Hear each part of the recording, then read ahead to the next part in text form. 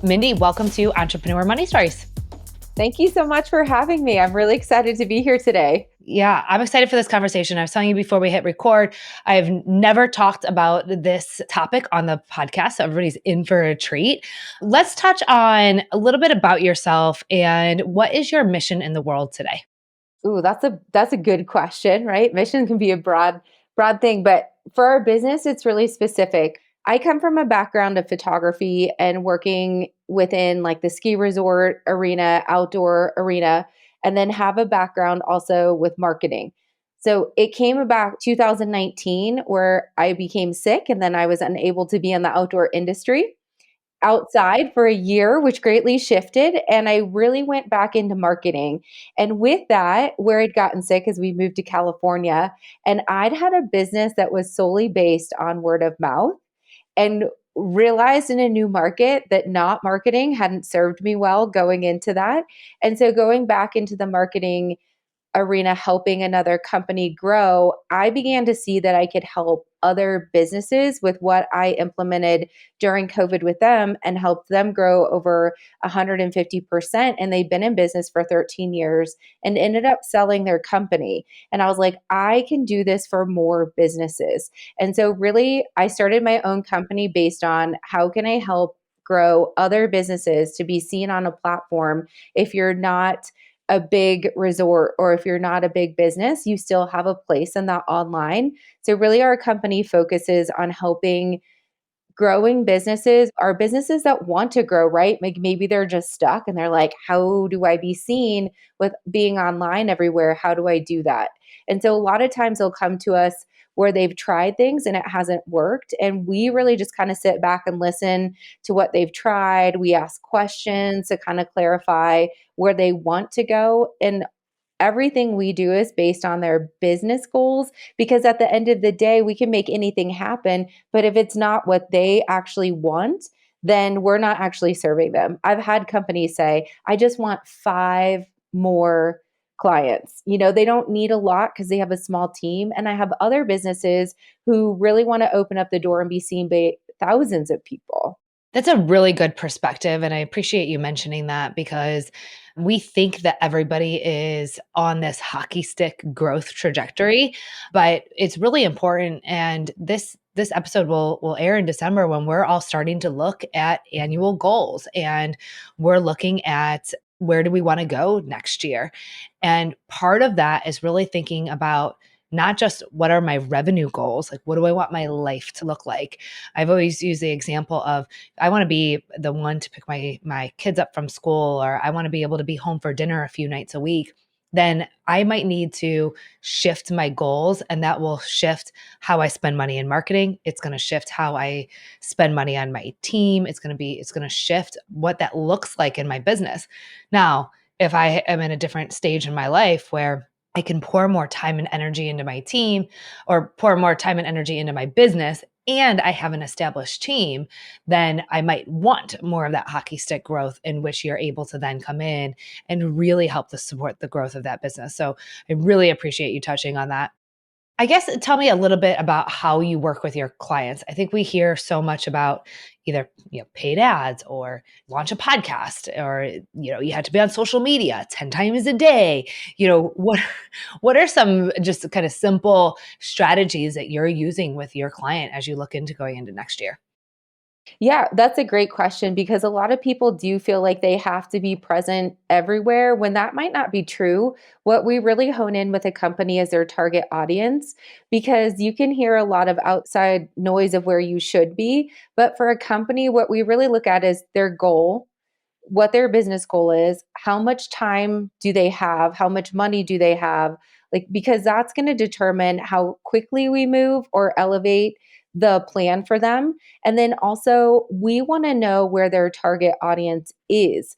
It doesn't serve anyone to be on Instagram if their audience is nowhere near Instagram. That's wasted time and energy. So, what we do is really start from an organic place. We don't let our clients spend any ad money unless that we know organically they're actually gaining traction with their audience before they've spent a dime. Now, could that not be true with like a new company that wanted to launch something and they just want to throw it out there and see if it sticks? Sure. Then potentially ads is where you're going to start at. But for a lot of companies who have been in business, it's really just honing in on, I would say, I guess the best example I have is the state of Georgia had this program. It's free. They were going to lose some funding if they weren't able to get their guest count up. Well, we did know that social media was a big part of that area. So we did invest in that.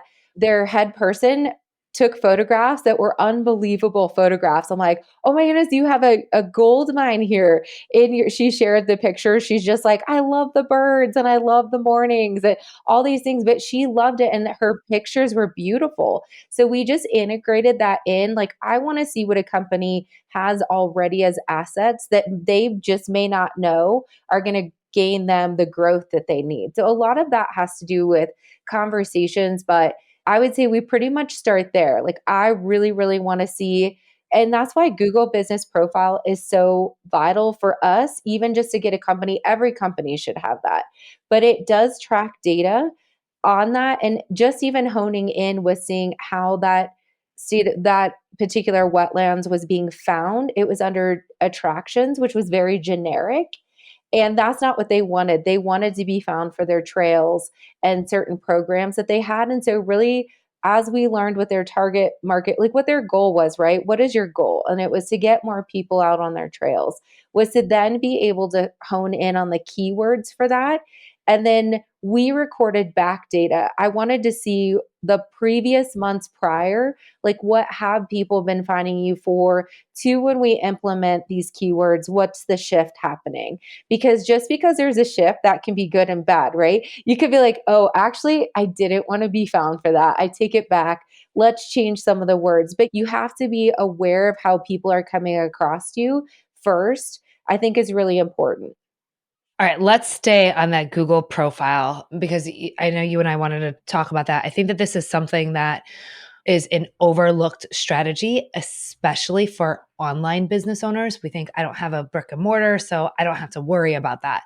Why is our Google profile so important, and what are some action steps we can take right now? So, Google Business Profile really became key during COVID. They partnered with Shopify, which I don't know if a lot of people know, but No, I I was did in not the know that. yeah, in the e-commerce space. And what they realized was that small businesses during COVID needed elevation, right? They were getting lost. And like you said, people weren't online all the way. And so there was Instagram shop came up, and then the click through to just like one shot buy came on at the same time, because those platforms were like, whoa, everyone had to shut down. How do we help them? And Google right now is the number one ranked search in the world now. It used to just be the US, but as of August 2023, it is now the world. And so I don't think that people realize that Google gave them such a platform during that time where you can actually, if even if you don't have a store, well, you should have a website, but if you don't have a brick and mortar store, they're making it available. So yes, you can add your products to your Google business profile. You can add events. And there's a lot of ways you can maximize your exposure there.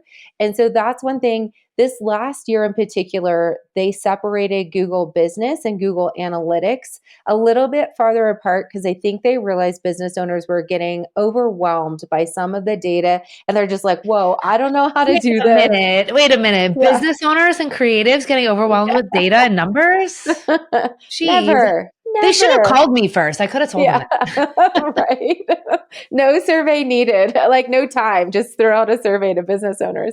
And what they really tried to hone in this year was to make Google Business Profile a more like a social media platform, so that business owners were able to interact with it in a way that was functional. And something that just happened in the last 3 weeks was, which I love, and this would be my tip number one, is that this is one thing I see business owners, as soon as I look at a company, the first thing I do is look at their name, look at their website, look at every social media platform they're on. And that name that is their business name and their URL should be the same through every platform. It should never change. And I've had businesses go, "Oh, I thought I was being catchy there," or "I thought I was being," I'm like, "No, really, you just broke the circle." Like people are like, "And now you lost me because you changed the name." Or just a Google business profile could have, I had a coffee shop that was also like, I think they said "and roasters" or something. I'm like, "But that's not your name." Like just keep it your name. So I would say number one, log into your Google business profile and make your profile your business name.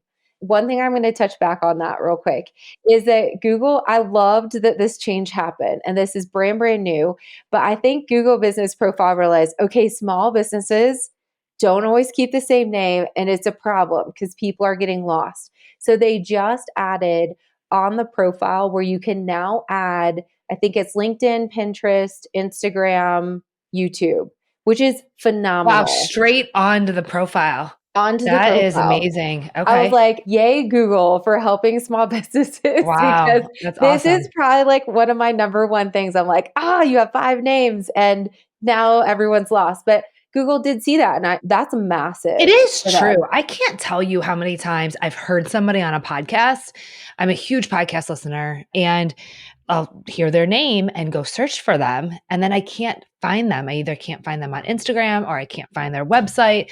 And I'm like, why is this so difficult to find? Like, okay, you don't want to be found. So should we be using our business name always, or should it have anything to do with our name, like our personal name?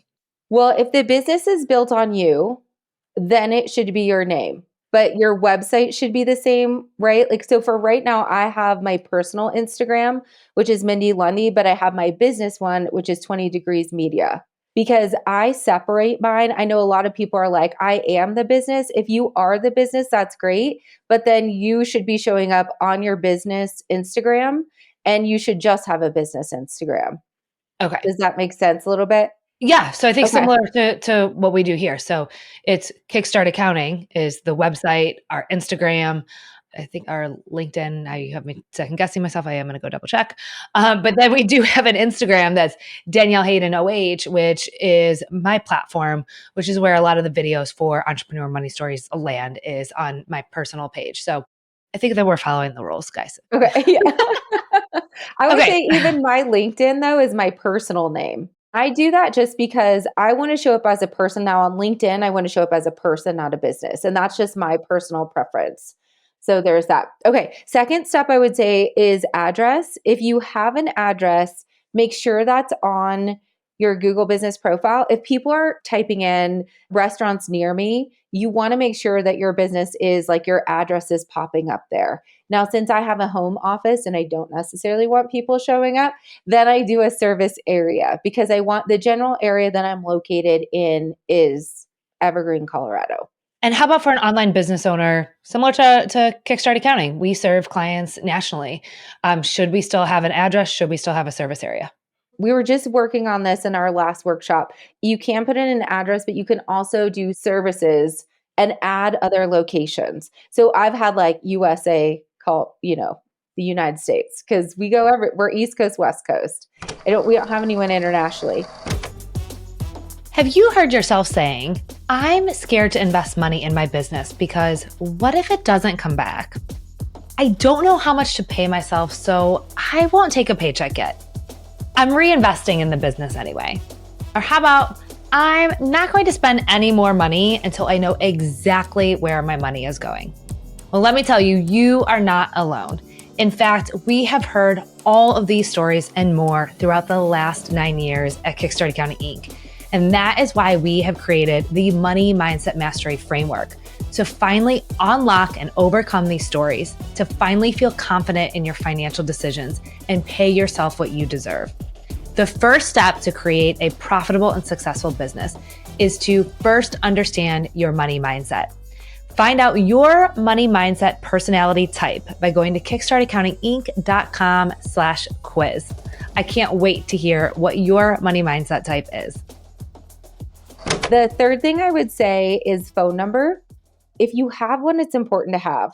We do Google Voice. That way, it's an app on my phone that I can have, or my executive assistant can get those in an email in my inbox. And I don't always necessarily have to answer those. Okay, let's touch on that real quick. I want to give everybody a lesson here. Do not use your cell phone number. My phone number hasn't been on there in a few years, but it was everywhere for the first few years. And Same. I just literally won't answer my phone anymore. Like my kid's school or a doctor, like if you are not saved in my phone, you are not getting answered. So if you are listening, do not put your cell phone number on there. Go get a Google Voice. We actually bought secondary phones for all of our team members. So we have a second phone, in which is that phone number that sits on that second phone. So My little very great. sister does the same thing for her business. She has a Google number, but it's a second phone. Like her older phones just get like as she gets a new one, that next one goes to the Google Voice, which I actually think is brilliant because then all of her emails for work then sit on that. And that's a really good way for boundaries to I say, would like, say we're, hello boundaries. yeah, yes, you can still have them. We do 9 to 3 because in our company, that work life balance that you talked about, like that's so important to us to have for not just me, but for my team as well. A lot of them are mothers, and I think it's really important that they have that space to spend time with their families. That was a side note.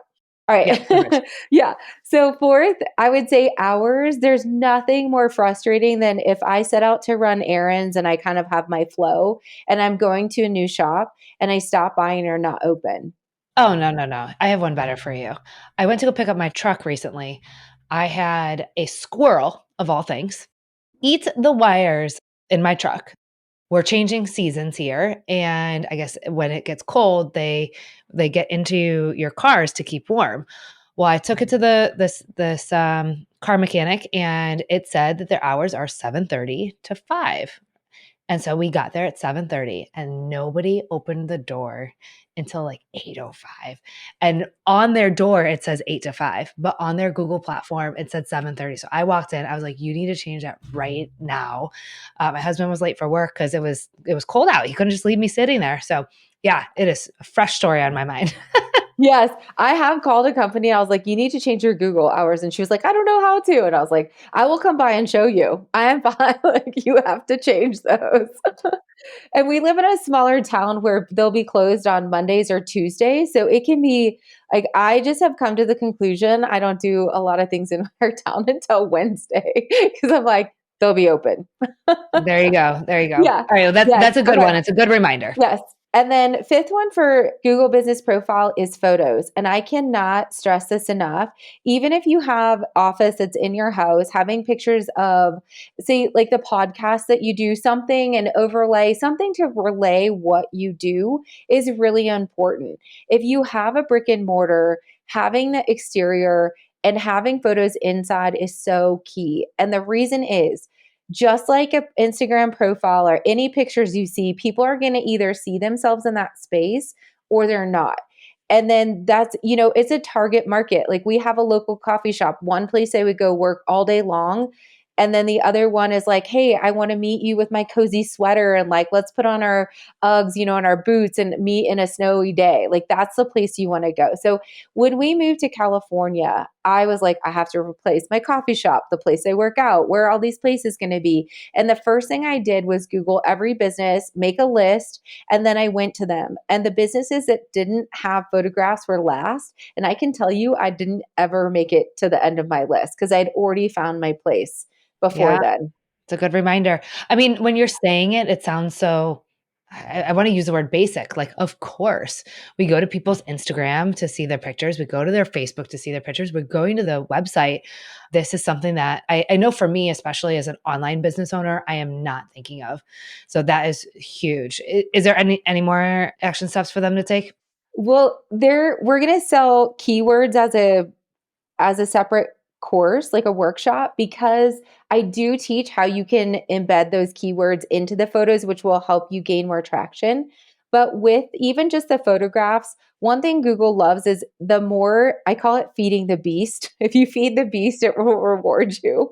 Is that if you update your pictures, say spring, winter, it not only helps someone like myself when I move to a new place, as I'm driving by, everything's new to me. I don't know what I'm looking at, but if I know what your building looks like as I'm driving down the street, that helps me as a consumer be like, oh, I've already seen that. I know what I'm looking for.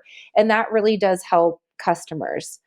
One tip, if you're like, I have no idea what to add to photos, is that when I was working for a company and I was producing a lot of content, what I would do is keep a folder and I would name it like January, February, March.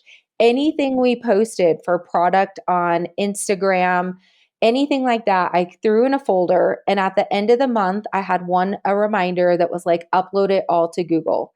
I would upload all those photos and continually refresh. So if people came to see what was in that store, they knew over seasons what that looked like to come in there.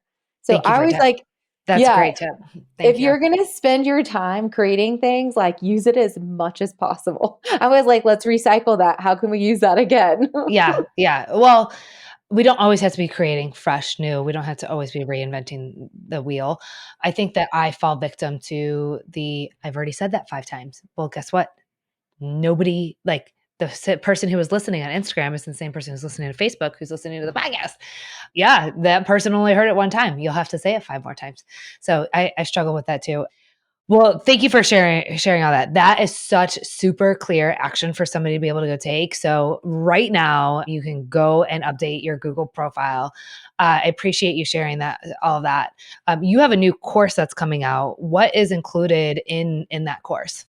Yeah, so the workshop that we did was such a success that I had people asking, "Can I sign up for that?" I'm like, we will record it. So we're recording it and then making it available to everyone. But what I do in this workshop is I go through Google Business Profile in depth. So I will actually do it and then I set a timer for it to be accomplished. My goal when someone's doing a workshop with me is not for them to have all these action items that they have to go do, is that we're making the time and the space and you're doing it. Like I want to show you and then I want you to do. So by the time you're done, if you open your Google Business Profile, there is sort of a circle and it shows red, yellow, or green. I think is it, or maybe there's an orange, but it'll tell you if your profile's good. My goal is that by the end that your profile is green, that it is good. It's funny because Google still, I mean, we still want that A+, right? They're very smart I know about we are programmed. yeah, I'm like, make it green. So by the end of it, I really want to walk you through and explain each step of what that looks like for your profile so that there's so many different little tidbits you can go here and there, but I want to show you what that actually should look like all together and do it. And then we're also doing that keyword workshop separate as an add-on. They can add it on because what I heard from that workshop was it was a little too much. I mean, we showed up and I was like, make sure you're hydrated because there's no I yawning. love that Like, though. we are here. I want We are, value. I yeah. like that. I was like, we are here to do. So show up with your brains hydrated because there's no time for like any lag. But so for that, You're my style. That's my yeah, style. yeah. In class, in the workshop, I was like, "Are you yawning? Remember we had this. Do we need to stretch? Do we need to do jumping jacks? We'll do whatever. Like but we're here. We got to get it done." So the workshop though with the keywords, I did hear them because we asked a survey afterwards, like what could we change or what would have you wanted? And people did say, I do feel like the keywords could have gone a little bit longer and in depth. And so I'm going to explain that a little more on top of with how you add those to photos so that people really know. And then that way, if people want to dive into that, great. If people don't, then they don't have to. But that's front end SEO keywords. So I'll break down how do you know what yours are? How do you know how to find them? How do you even know if people are using those? Because I've had companies go like, here's the keywords. And I'm like, great. Is anyone searching that? And they're like, I don't know. I'm like, okay, well, let's just see. Let's see if they are. Let's put it to the test. Yeah. All right. You have so much exciting stuff going on. How do you use your numbers and the analytics to help you make business decisions in your business? And then when you're working with your clients, how are you using analytics to help them make their business decisions? Oh, that's good. Well, first off, thank you to you, your company, and your team. I'm making way better decisions financially. That's good. What I did find out during COVID is that there was a lot of data, and I started taking data analytics classes, and I'm a total data nerd. So that just like, I didn't realize You took it that. to a whole nother level. Yeah. I was like, let's get in. Let's dive into this. But numbers really do tell a story. And so, really, what I do want to know is within my own company, and I, with Kelsey and Wendy, I mean, I've worked with you on your team who are, I was like, this is what I need to know. This is what I don't know. Can you give me these numbers? Because numbers at the end of the day, like, it's interesting. I can hear a business tell me what they think's happening, and right, we all have gut feelings. Like, I'll be like, ooh, I don't know if this product is really serving us well, but at the end of the day, I don't want my emotions to make my decisions on what those products are going to be. I look at the numbers. And so same thing with companies is that when they come to me, I'm looking at the data, and then I'm like, that's why I'm like, can you give me access? I want to see some back end stuff. And the businesses who are willing to just open it and are like, here it is, the more information, kind of in my head, how it works is it's a puzzle. So if I have all those pieces, I can see that story really well. And if I don't, then I feel like I'm missing a piece of that picture where we just had a company do this. I'm like, I like none of this is making sense. And then all of a sudden we had a meeting and they told me something. I was like, it all makes sense. It now, because I need to have, it's great for me to look externally, but for a business owner, and probably same with Wendy and Kelsey, they need to know what me as a business owner, like the first person data, like I'm seeing something in my company that maybe they need to hear I'm seeing to make it make sense for them financially. Well, I think that's why we offer calls as part of our services. We really do want our clients to book the calls, and you don't have to have questions. We have the questions, so you don't need to like have an agenda. We're going to have an agenda for you. So when you come to the call, we will walk you through what you need to know, what we need to know, what questions we have, and how to support you. So I think that's what I hear the most is that, well, I don't know what questions to ask, so I just don't book the call because I don't have any questions. Well, book the call because we have questions and we have things that we want to talk to you. And it helps us best serve our clients because, your business changes. Like I know for me, over the last 9 years, we've changed so much. And if I wasn't talking to my bookkeeper, they wouldn't know about those changes and how to think best and to help support me in the most strategic way. So I appreciate you sharing how valuable those conversations have been for you. Yeah, I mean, working with Kickstart Accounting, I had sat with other accounting firms before and it just wasn't working. Like I was in the growth. I knew what I needed. I knew it was coming ahead of me, but it was hard to find someone who was in that mindset with me to move. Like I want to move here and I know where that is, but how do you help me move? I know how to build products, a platform, a community, but how do I build financially for the team I'll be growing into? And I think that's where when we started working together, it was transformative for me. Like I have bragged about you guys so much. And I have a friend who just signed up and she's like, and she has been struggling with this for a long time. And she called me and she's like, I cannot thank you enough.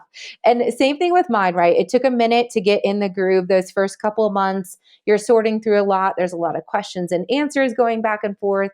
But the patience and the diligence of getting that information to you, to your team, was just has created a beautiful plan. Oh, good. I told you before we hit record, it's hard for me to accept the compliments. So I will just say thank you. I appreciate you sharing that with the audience. How do you feel like having access to your numbers has impacted your money mindset when you go to make business decisions or when you show up for your clients? Yeah. I think it's good to be so hands-on in our company and know. And now I feel really empowered by that knowledge too, that it helps me direct when I see my numbers and I think, oh, we should spend it on XYZ. I go, and then we're like, actually, should we? Because my team also, I'm very open with my team. We know the number.